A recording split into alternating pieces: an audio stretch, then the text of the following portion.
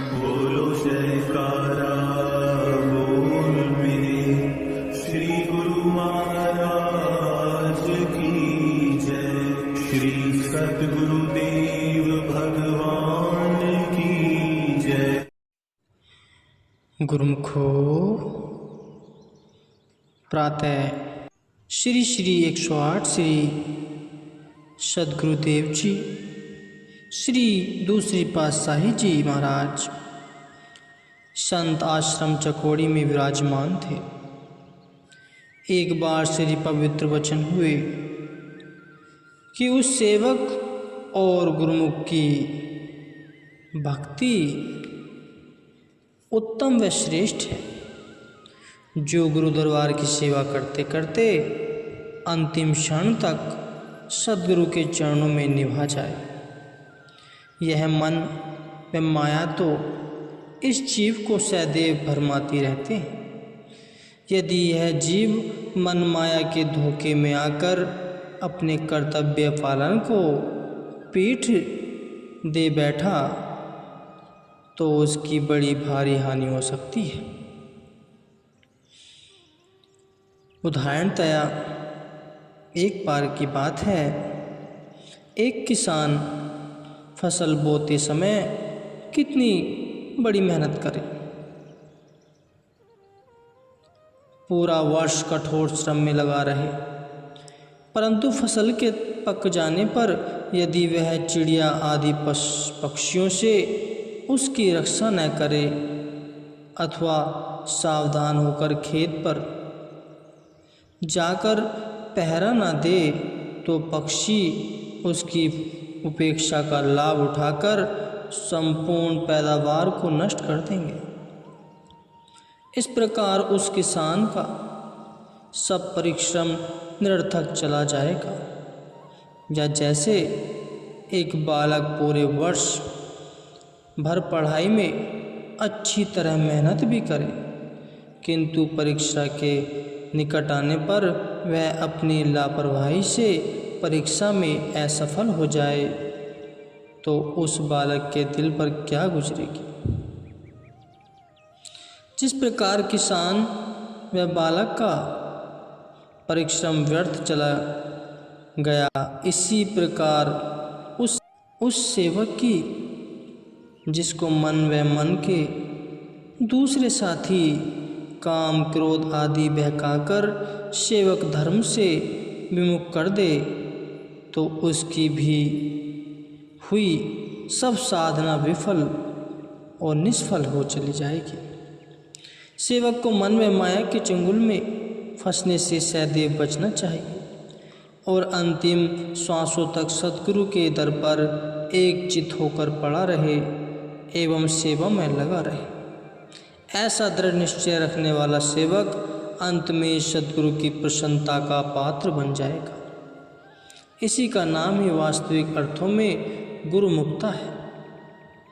किसान व बालक का नुकसान तो एक वर्ष का है, वे अगले वर्ष में इस कमी को पूरा कर सकते हैं, परंतु वह जीव जो मन माया के धोखे में आकर श्री सद्गुरु की श्री आज्ञा व मौज में न चलकर सेवा भजन व सुमिरन को पीठ दिखाकर जीवन व्यतीत करता है, उसके नुकसान का तो अनुमान व अंदाजा नहीं लगाया जा सकता। अतएव साधक भला या बुरा जैसा भी हो उसे गुरु दरबार में पड़ा रहना चाहिए। प्रत्येक समय उसके मुख से ये शब्द निकले, जो हम भले बुरे सब तेरे, एक पिता के 4 पूत हों, 2 सपूत हों, 2 कपूत हों, वह भी उसके साच कहूँ प्रभु मेरे, जो हम भले बुरे सब तेरे। इस सत्यता का प्रमाण इस कहानी से मिल जाएगा। एक बार एक राजा अति कृपण था। राज दरबार में अतुल धन पदार्थ होने पर भी खर्च करने से उसका दिल हिचकिचाता रहता था। न ही वह प्रजा के सुख भोग के लिए कोई उत्तम साधन जुटाता था, न ही कभी दान पुण्य करता था। चमड़ी जाए पर दमड़ी न जाए वाली कहावत उस पर चरिचार्थ होती। राजा की इस कृपणता से सभी दुखी थे, पर राजा के आगे सिर कोई नहीं उठाए। उस राजा का एक लड़का एक लड़की थी, दोनों ही यौवन संपन्न थे। राजा क्योंकि पैसे को दांतों से पकड़ता था, इसलिए वह पुत्र व पुत्री की शादी का विचार तक भी दिल में न लाता था। उसके इस व्यवहार से राजकुमारी व राजकुमार अत्यंत दुखी रहते थे। वे लज्जावश प्रत्यक्ष में पिता से कुछ कह भी न सकते थे। एक बार उसी शहर में एक नट व नटी तमाशा करने के लिए आए और उन्होंने अपनी कला दिखाने के लिए राज दरबार में प्रार्थना की। पहले तो राजा आनाकानी करता रहा, क्योंकि उसे राज्य कोष से ही धन देना पड़ता था, परंतु मंत्रियों आदि की संपत्ति पर राजा ने उन्हें तमाशा दिखाने की स्वीकृति दे दी। शहर के बाहर खुले मैदान में रंगमंच तैयार हो गया। रात का समय होने पर जब खेल आरंभ हुआ था, तब राजा, मंत्री, राजकुमार एवं राजकुमारी आदि सभी कौतुक देखने के लिए वहां आए। शहर की जनता भी अत्यधिक संख्या में वहां पर एकत्रित हुई। वहां से कुछ दूरी पर एक साधु का आश्रम था। वह भी ढोलक की आवाज़ सुनकर वहां आ गया। नट और नटी का खेल प्रारंभ हुआ। जब उन्हें नाचते गाते 4-5 घंटे बीत गए और कंजूस राजा ने उन्हें कुछ भी पुरस्कार न दिया, तो वे लोग निराश हो गए। नटनी नाचते नाचते थक गई थी। तब उसने नृत्य करते करते ही नट को संबोधित करते हुए कहा, रात घड़ी भर गई, था के पिंजर आए, कहे नटनी सुन नायिका, मदरा ताल बजाए। अभिप्राय यह है कि रात काफ़ी बीत गई है और मैं नाचते नाचते थक गई हूँ, इसलिए ताल ढोलक जरा धीरे धीरे बजाओ। यह सुनकर नट ने उत्तर दिया, बहुत गई थोड़ी रही, थोड़ी भी अब जाए, सुन नटनी कहे मालदेव, ताल में भंग न पाए। अर्थात रात्रि बहुत तो बीत चुकी है, अब थोड़ी सी रात में क्यों विघ्न डालती है, इसलिए हे नटनी, तुम्हें ताल में भंग विघ्न नहीं डालना चाहिए। नट के ये शब्द सुनकर राजा के लड़के ने अपने गले से स्वर्ण हार उतार कर नटनी को दे दिया और राजकुमारी ने अपने हाथ का जड़ाऊ कंगन नटनी को पारितोषिक इनाम के रूप में दे दिया। साधु जो पास में ही खड़ा था, उसने अपने ऊपर से कंबल उतार कर नटनी को दे दिया। इनाम पाकर नट नटनी ने खेल बंद कर दिया। कंजूस राजा ने यद्यपि उन्हें कोई इनाम न दिया था, अपितु लड़के व लड़की ने भी जो इनाम दिए थे वे भी उसे खलने लगे। राजा ने रात को जैसे तैसे चिंता में बिता दी। प्रातः होते ही पुत्र व पुत्री को बुलाकर पूछने लगा कि रात में राजा ने रात को जैसे तैसे चिंता में बिता दिया। प्रातः होते ही पुत्र व पुत्री को बुलाकर पूछने लगा कि रात में उन नट नटनी को तुमने इतना अधिक पुरस्कार क्यों दिया। पहले तो लज्जा के मारे वे चुप रहे, परंतु बार बार पूछने पर लड़के ने कहा, पिताजी, मैं आपके व्यवहार व कृपणता से तंग आ गया था। आप न तो मेरे विवाह करते हैं और न ही हमारी आवश्यकताओं की पूर्ति ही करते हैं।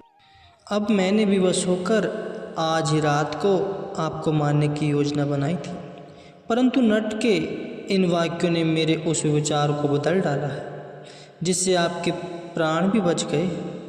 उन वाक्यों से मुझे शिक्षा प्राप्त हुई है।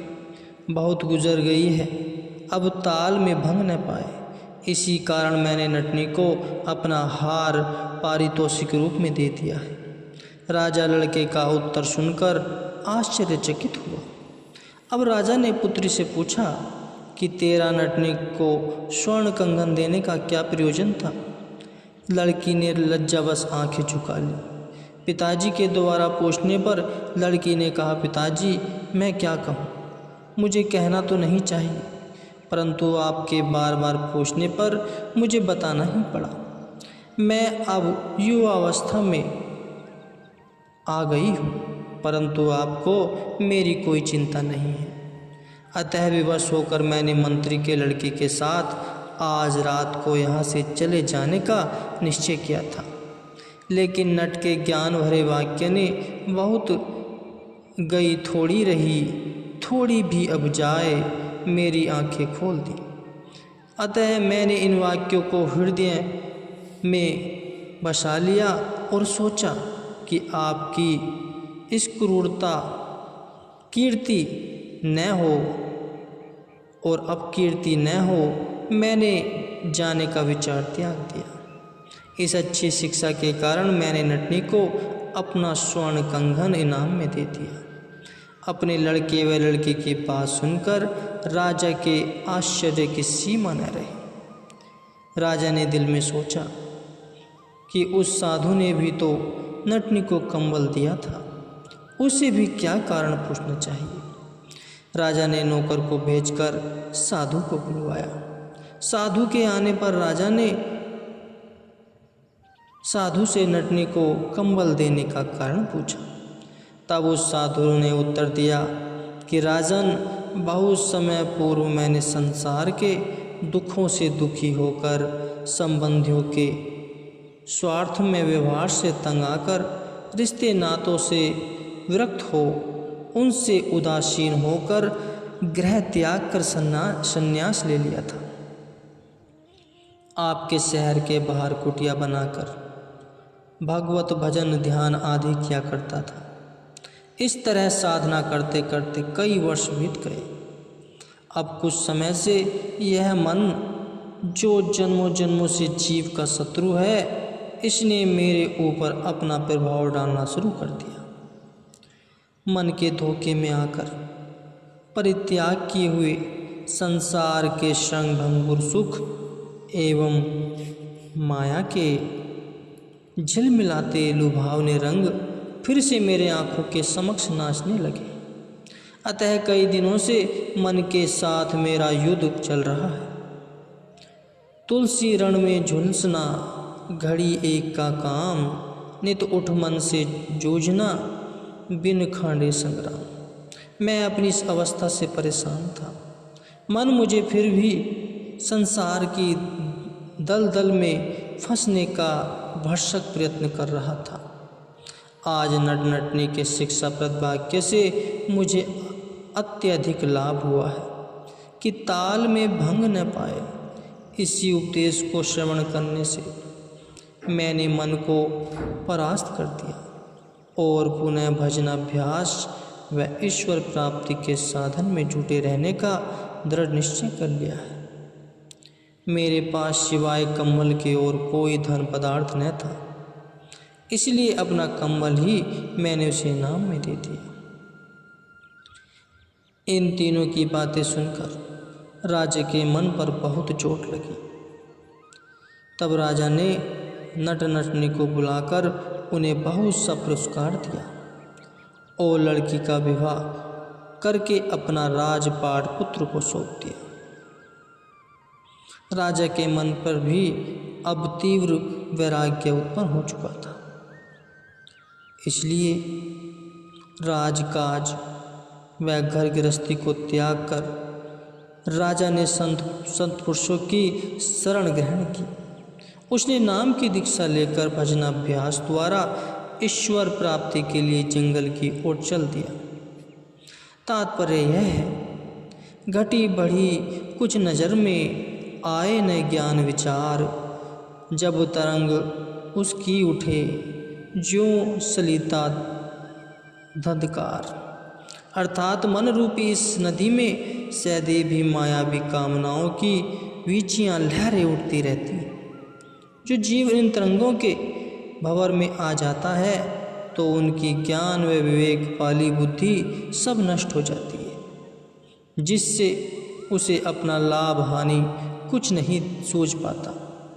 इसी तरंग एवं बाढ़ का रूप धारण करते आती है, जो कि जीव को आवागमन के गहरे भवसागर में डाल सदैव के लिए दुखी बना देती है। परंतु जो भक्तिवान पुरुष होते हैं वे मन की तरंग में न आकर भक्ति की तरंग में अपने आप को लीन करते हैं, जिससे वे शाश्वत सुख के अधिकारी जा बनते हैं।